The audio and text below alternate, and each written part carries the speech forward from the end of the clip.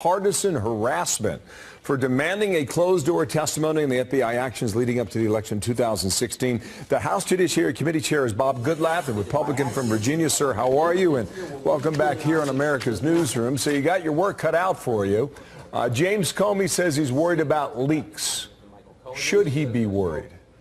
Well, first of all, we don't condone leaks. Trey Gowdy and I concerned about that, and since Jim Comey claims he wants transparency, we've already indicated that we will release the transcript of this under oath private interview the next day after it takes place. We're almost done with this investigation. He's one of the last witnesses. 16 other people have testified under oath in the same setting that we're asking him to do it.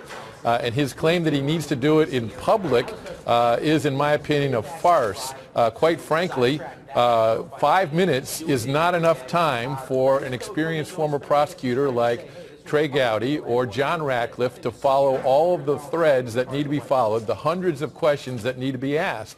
And that needs to be done in a private setting. Okay. But we're happy for the transparency. If there are hundreds of questions, give me one that's on your mind. What do you need to know, sir? Well, we need to know, just as one example, what Jim Comey was doing during the time between when he wrote a statement that exonerated Hillary Clinton and when he actually issued it in revised form a number of weeks later. We need to know what Jim Comey was doing with regard to the initiation of the so-called Trump-Russia collusion investigation, and we need to know why he persisted in pursuing surveillance of Carter Page, United States citizen, for a full year when there's no evidence that Carter Page did anything that would suggest that so you don't he was colluding with the Russians. You don't think you can get those answers in an open hearing? No, because you get an answer and then you have 3 or 4 follow-up questions. The interviews generally have ranged 4, 5, 6, 7, 8 hours. We rotate 1 hour for Republican counsel and then 1 hour for the Democrats to ask their questions. And when we're done with this investigation, which is obviously going to be soon, we'll release all of these transcripts so the American people can see what was going on in 2016 and leading into 2017. Trey Gowdy suggested you could videotape it. Is that some sort of compromise that could be? We're open to the idea of videotaping it. The fact of the matter is, though, he is trying to run the clock on us, and that's why we think he's filed this motion to quash. Fusion GPS also tried that. They were knocked down, and instead Glenn Simpson came in and took the fifth. What Jim Comey's intentions are, I don't know, other than that it's pretty clear he doesn't want to come in and answer the detailed questions that we have. I'm looking at the calendar. I know you are as well. You're almost out of time, right? I mean, first week of January, the gavel switches.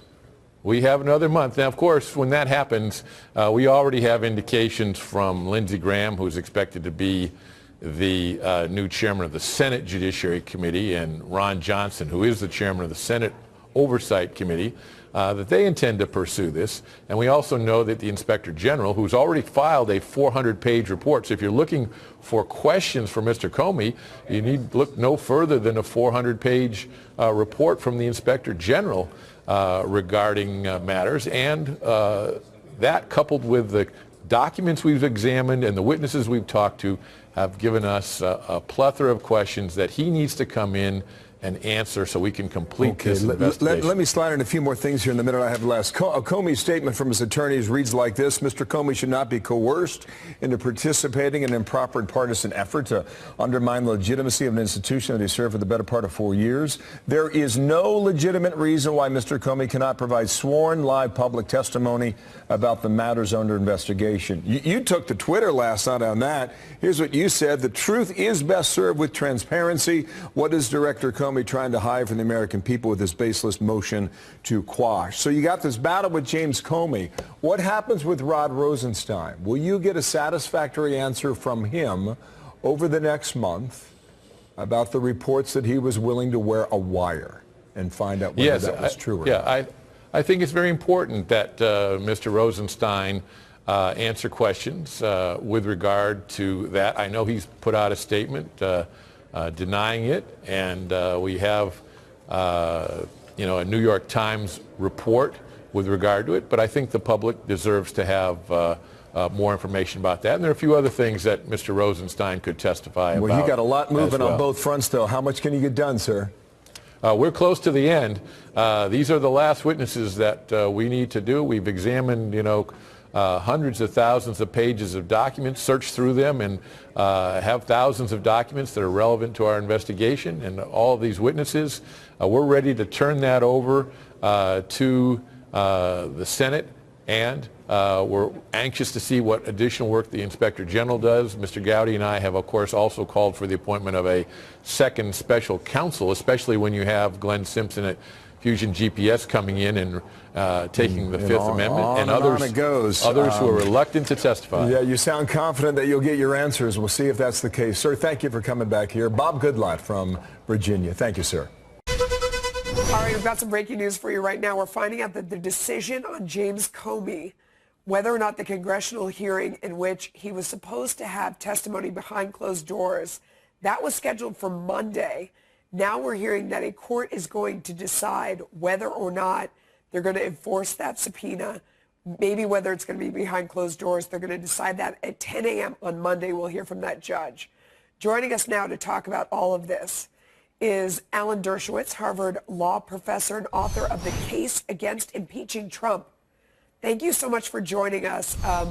So let's start with the news that just broke. What do you think the judge is going to say on Monday morning? Well, I hope he'll say that the inquiry should be open. The American public should be able to see everything. There should be no secrets unless there's a good reason for a secrecy. Let Comey testify, let him be examined by both sides, and let the public judge as to whether he's telling the truth. I don't see any particular reason for closed door. If there are classified issues, they can go behind closed doors. But in general, his testimony should be open to the public. That should be the presumption always. The public gets to see and hear unless there's a very, very strong reason for keeping it secret. So, I mean, we heard those that are going to be in the meeting say that that's not the issue. They'd be happy to tape record it and air it immediately afterwards or hand it out. That the problem is really that when you sit in front of lawmakers, each side has 5 minutes. So you can't really press on. I mean, you know that well from litigating yourself, that you want to be able to go follow up, follow up, follow up, and not let the person kind of escape in 5 minutes. That's the reason they want to do it elsewhere. Do you buy that? Well, that's not something for courts to decide. Congress has the power to make its own rules. I don't like those rules. I hate the idea of these 5 minutes. Mostly you see filibusters and no follow-ups. Right. Often you see the worst questions because these congressmen are not good lawyers, many of them. But those are rules of Congress. I don't see that the court has real authority to decide what the best rule should be for Congress. I think Congress makes the rules. The courts come in only if there's a violation of the Constitution or a violation of a specific statute. Okay.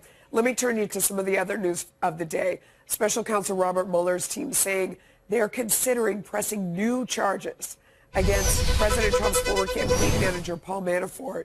This is just one day after the president's former lawyer and confidant, Michael Cohen, reached a plea deal with the Mueller team. The issue here is they're saying that he has since lied after the plea deal, so they want to break up the plea deal. What do you make of that? Well, I don't understand his Manafort's lawyer's tactic here. If you're going to cooperate, you have to cooperate all the way. You have to tell the complete truth. You can't be a half cooperator working with the Trump legal team at the same time that you're trying to cooperate and then not tell the whole truth. The problem with these kinds of plea deals, the reason I almost never make them in 55 years of practice, is they give ultimate authority to the prosecutor to decide who's telling the truth. Right. And the prosecutor often has a vested interest in one version of truth rather than another. So I think Manafort is in deep trouble. So it's possible that the prosecutor is saying that he's lying because he doesn't like the answer that he's given, or does he have to have something to corroborate the fact that he's saying that Manafort is lying? Look, prosecutors are mostly honest and honorable people. I suspect they have good information, but they don't need it. All they have to do is say he's lying. That's enough. They don't have to prove it. They don't need corroboration. But I suspect any good prosecutor, and there are people in the Mueller office who are very honorable people, are not going to just make up a story breaking the deal unless they have a good basis for it. So I suspect they have a pretty good basis for reaching the conclusion that Manafort is not telling them the whole truth. Remember, it doesn't have to be a lie. It could also be refusal to disclose information that, as part of the deal, he was obliged to disclose. But I think they are saying he was lying, and that means they can also charge him with the additional crimes of lying to prosecutors. Yeah, those have been the reports. We don't know for sure. We'll see. Professor Dershowitz, thank you as always for your time. Warning people that additional tariffs could sharply damage the U.S. economy next year. Do you agree with him on that?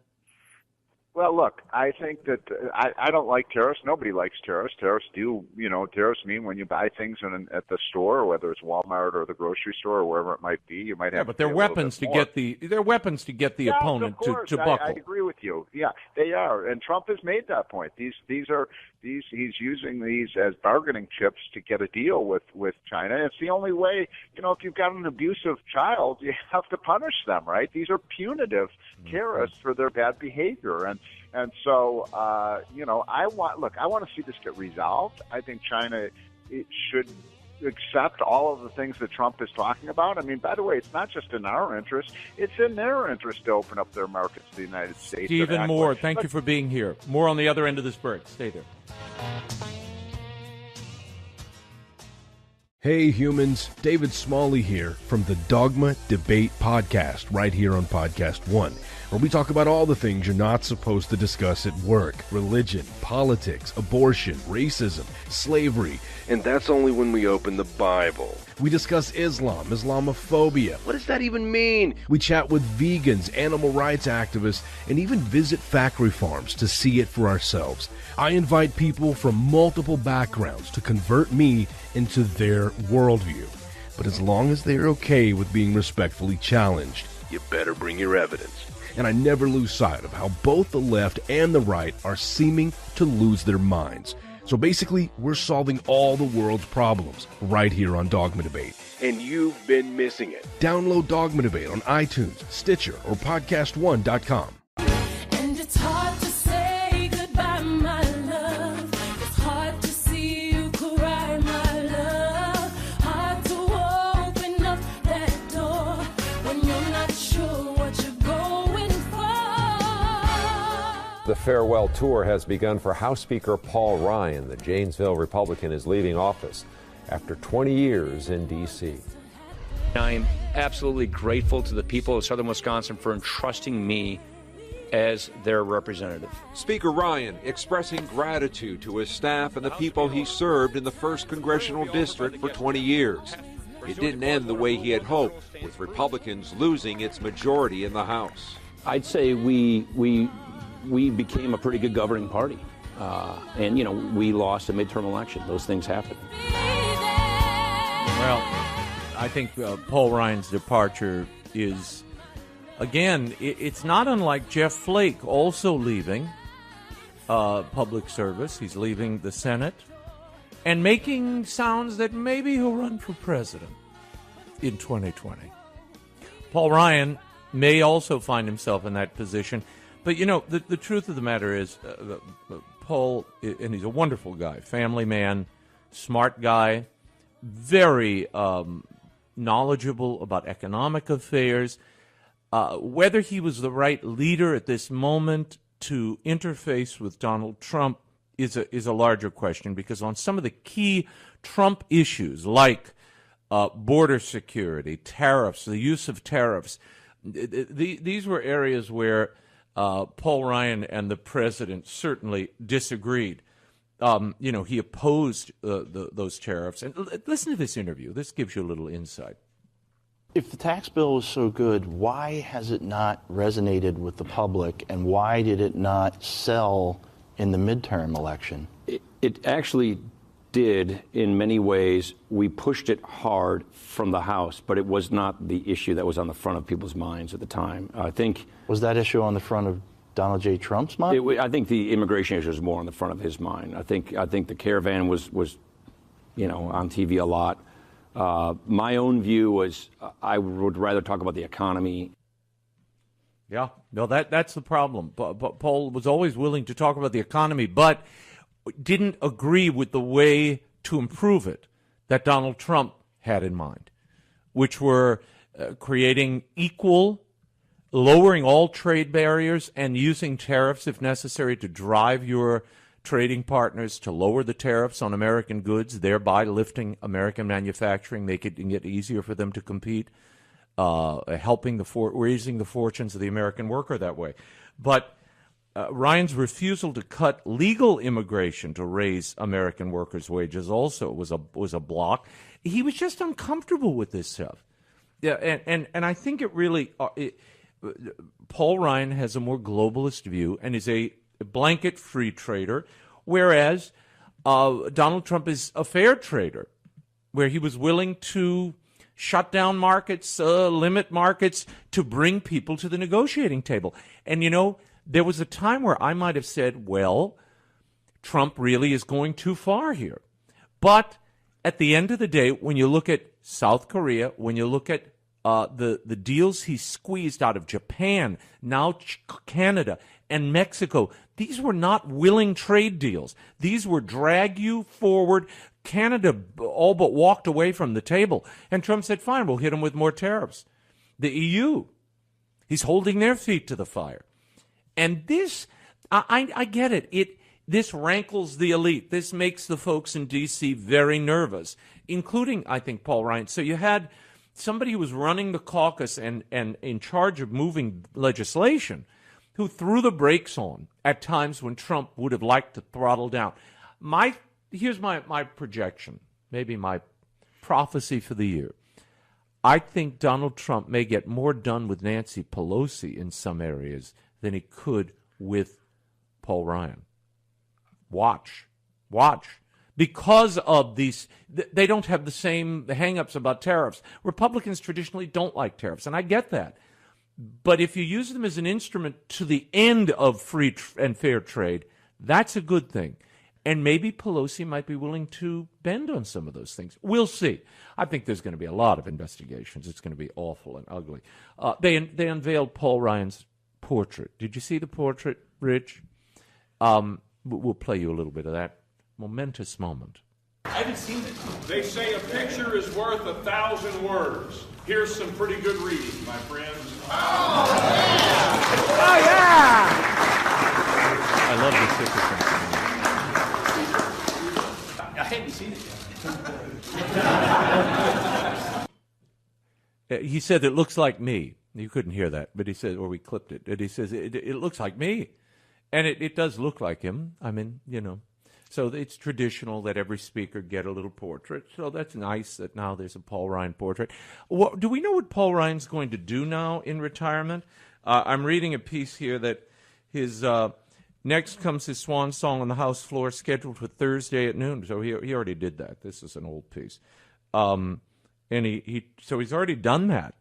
Why is he wrapping this up now when the term doesn't end